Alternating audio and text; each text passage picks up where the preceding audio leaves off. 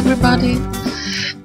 Today I want to show you all these awesome and creepy new Halloween digi stamps from the also awesome Jessa.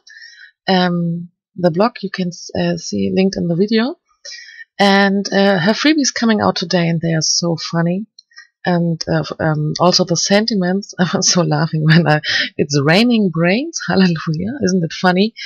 And Dawn of the Unicorn was my favorite. And yes, and of course brains. This is what I used today. I did on my computer a lot of brains for having a background, and the result is not as I would have the result if I could have stamped it, because it's too equal. But because of this, I will do a lot of mess today, so that these brains are not so looking so straight, is the word I need. Yes, I folded some cardstock. Then I took my brain backward and cut it a little bit smaller than the cardstock, because if I would do it later, I would cut off my distress edges, and this is not what I wanted to. So I started with the coloring. First I tested the Copics on a piece, the leftover piece of these brains, and then I started coloring. The colors I used you see in the top left corner. And I colored not the whole brain. I always say brain as brain. Just a little bit, but I think it's enough. And then I wanted to have a shadow with the E20. And in the beginning it was not so good because I filled in color too much. This is not what I wanted to have. And on the first view, I was not so happy with it, but later, when the copy color is a little bit dried, as you can see now, it's a nice shadow, and this is what I wanted. But it's still too straight for me. And when I have no solution for one problem, I go over to another problem. And now I color Terry the hamster. You will find on a blog of Jessa hamster too, but he is eating a nut, and for this special edition he's eating a brain. And the colors I used, you can see again in the top left corner. And I used, as always for every brown animal, my favorite Copics, and it's E35, 37, and 47. And this time I took 2 layers. When I was ready with the first layer, I added some more darker shading again, and the result of this is much better. I could have 5 run-throughs. Is it okay, this word? 5 layers. And Terry would be much prettier and prettier, but 2 was enough for me. I was very happy with the result. And for his mouth, I tried to have kind of red, but the color I use now is not so good for this. So I mixed up brown and red, or pink and brown, and I was very happy with this result. Yes, and Terry and his brain is ready now. And now I need to fuzzy cut it, but it's very easy because he has no hair or anything stupid stuff.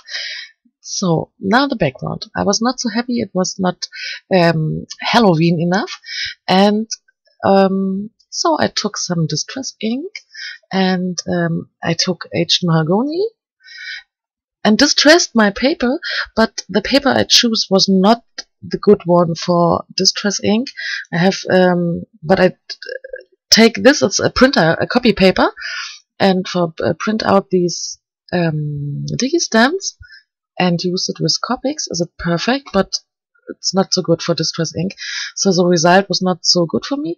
I couldn't get the color inside of the card or in the middle, so I need some more mess. First I tried the water tank, is it right, tank brush, but the drops was too small, So I needed a bigger brush and more water and more water. And then I did some very big drops, and they are nearly look like blood. It's the color of the distress ink is so great for not so fresh, light red blood. It's very old blood. Delicious. So I did a lot of mess on my card, and now I like it very much. You do not see anymore anything of these coloring in the first, but it's okay for me. So now I took the sentiments, and because they are digi stamps, you cannot emboss it or stamp it in any color you like, but you can have there are two ways to have them not only white. The first is to use distress ink. I used the same as I used for the background, and then the sentiment gets a little color. And on the second sentiment, okay, first I have to take a look. Yes. And on the second sentiment, I just take my Copic marker. You can use any color, distress color or Copic color you like, even it's not too dark. Then you can't read it, of course, but it works with pink and everything. So I cut it a little bit smaller and looked how it views, not how it fits on the card. Yes, and then I was very happy. I cut the brains a little bit smaller, so there I lose my distress edge, but I lose it on all sides, so it's okay, it's equal again. And then I was happy with all of these elements, and then I started to fix it on the card.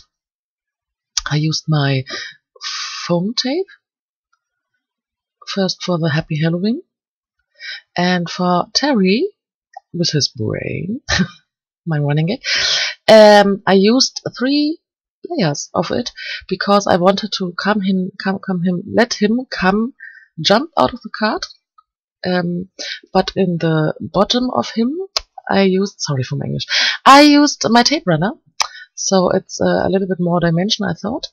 And the same technique I use at the sign with the brains. It's so funny. I love these sentiments. They are so cute. And yes, I put it a little bit behind the Terry. And when I put it on the cardstock, I was very happy. So I hope you are not too frightened.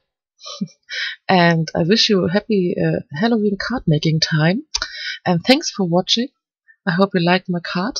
And maybe we see us on the next video. Bye bye.